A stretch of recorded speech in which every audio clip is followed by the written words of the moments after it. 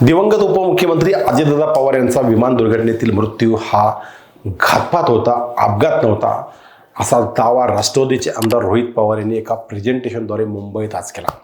दादांचा आदल्या दिवशी कारनं बारामतीला जायचा प्लॅन होता, पण असा कोणता नेता होता ज्याच्यामुळं दादांना कारने जाता आलं नाही, उशीर झाला, त्यामुळे दुसऱ्या दिवशी विमानानं जावं लागलं. असं काय घडलं होतं? विमानाचे दोन्ही पायलट अन्वेळी बदलण्यात आले. पायलटने मद्यपान केले होते का? VSR कंपनीच्या विमानाला मेंटेनन्स सर्टिफिकेट नसताना उड्डाणाचा परवानगी कुणी दिला? त्याचा अहवाल समोर का येत नाही? यासारख्या अनेक प्रश्नांची सरबत्ती रोहित पवार यांनी पत्रकार परिषदेत केली. रोहित पवार नेमकं काय म्हणाले, त्यांनी कोणत्या शंका उपस्थित केल्या, त्यातून अजितदादांचा घातपात करण्याचा प्रीप्लॅन ठरला होता का, हे पाहूया आजच्या या व्हिडिओतून. नमस्कार, मी नितीन शिंदे बोलबिंदासमध्ये आपल्या सगळ्यांचं स्वागत करतो. राज्याचे उपमुख्यमंत्री अजित पवार यांचे 28 जानेवारी रोजी अपघाती निधन झालं. या अपघाताबाबत आता रोहित पवार यांनी अनेक शंका व्यक्त केल्यात. कारने प्रवास करणारे अजितदादा विमानानेच कसे जातील यासाठी काही जणांनी प्रयत्न केले का, याचा तपास केला पाहिजे. विमानाचा अपघात होताना पायलटने मेडे कॉल का दिला नाही? विमानाचा ट्रान्सपॉन्डर का बंद केला होता?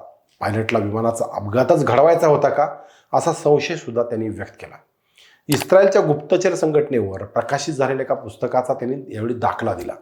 अशी कामं करण्यामध्ये इस्रायलचा एजंट कुशल होता.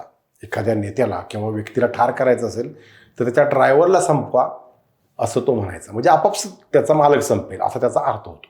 अजितदादांच्या अपघातासंबंधी असाच काही प्रकार घडलाय का, याचा तपास करावा, असं रोहित पवार यांनी म्हटलंय. पूर्व विदर्भाच्या एका नेत्याने दादांना एका फाईलवर सही करण्यासाठी सांगितलं. ती फाईल महत्त्वाची आहे आणि आजच सही करावी, असा त्याचा आग्रह होता. ती फाईल मंत्रालयात होती आणि मंत्रालयातून फाईल येण्यासाठी वेळ लागला. दादांचा त्यामध्ये बराच वेळ गेल्यामुळं, त्यांच्याच पक्षाचा नेता असल्यामुळं, तो बडा नेता असल्यामुळं त्याला नाराज न करता दादा थांबून राहिले. पण तो यायला उशीर झाल्यामुळे, त्यामुळे कारने जाणाऱ्या दादांनी दुसऱ्या दिवशी सकाळी विमानाने जायचं ठरवलं. यामागे काही नियोजन होतं का, हे तपासण्याची गरज आहे.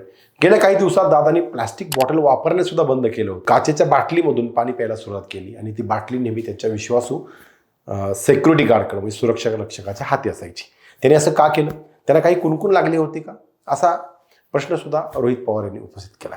घातपात धुक्यामुळं झाल्याची शक्यता असल्याचा दावा विमान कंपनीच्या मालकाने केला. मात्र धुका असताना विमान कसं उडवण्यात आलं, असा सवाल आहे. याशिवाय रोहित पवार यांनी काही महत्त्वाचे मुद्दे उपस्थित केले, ते आता आपण पाहूया. विमानात काय बिघाड झाला होता ज्यामुळे ते एका बाजूला कललं? विमानात तांत्रिक बिघाड झाला होता का?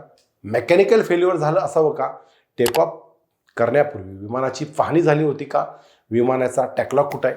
एअरवरती रिपोर्ट कुठं आहे? विमानाचा रुटीन मेंटेनन्स झालं नव्हतं का? झालं असेल तर ते कुणी केलं होतं? विमानाचा हँगर CCTV कुठं आहे? विमानाचा हेवी मेंटेनन्स कधी झाला होता, त्याचा अहवाल कुठं आहे? आतापर्यंत 13-14 दिवसात काही तपास झाला नाही. आता फक्त CCTV गोळा केले जात आहेत आणि त्यावर काही झालं नाही. त्यामुळे एवढ्या दिवसात कंपनीकडून खोटे पुरावे गोळा करण्याची शक्यता आहे. बारामतीत ILS सिस्टीम नसल्यामुळं हा अपघात झाल्याचे सांगण्यात आलं. याआधी याच कंपनीच्या विमानाचा 2 वर्षापूर्वी सुद्धा ॲक्सिडेंट झाला होता, पण त्यावर सुद्धा काही तपास झाला नाही. 2 वर्ष झाली तरी त्याचा रिपोर्ट आला नाही. तो रिपोर्ट दाबण्यात आला का, असा सुद्धा संशय रोहित पवार व्यक्त करतायत. VSR कंपनीच्या विमानाला युरोपमध्ये बंदी घालण्यात आली, पण भारतात त्यावर काहीच कारवाई का करण्यात येत नाही? त्याकडे नक्की दुर्लक्ष कोणाचं आहे, असा प्रश्न आहे. विमानात अधिकचं इंधन, म्हणजे विमानात एक्स्ट्रा विमान कॅनच्या माध्यमातून ठेवलं जात होतं, असा सुद्धा प्रेझेंटेशनमध्ये रोहित पवारांनी दाखवलं. हे इंधन ठेवणं म्हणजे बॉम्ब ठेवण्यासारखं आहे, असं सुद्धा रोहित पवार यांनी सांगितलं आहे. त्यामुळे अजितदादांच्या मृत्यूभोवतीचं गुढतेचं वलय अधिक दाट झालं आहे. त्यामुळे खरंच अजितदादांचा अपघात नसून तो घातपात असल्याचे संशय दाट वाटतोय. तुम्हाला नक्की काय वाटतंय, कमेंट करून सांगा. आणि अजूनही आमचा चॅनल सबस्क्राईब केला नसेल तर तो आत्ताच करा. धन्यवाद. जय महाराष्ट्र.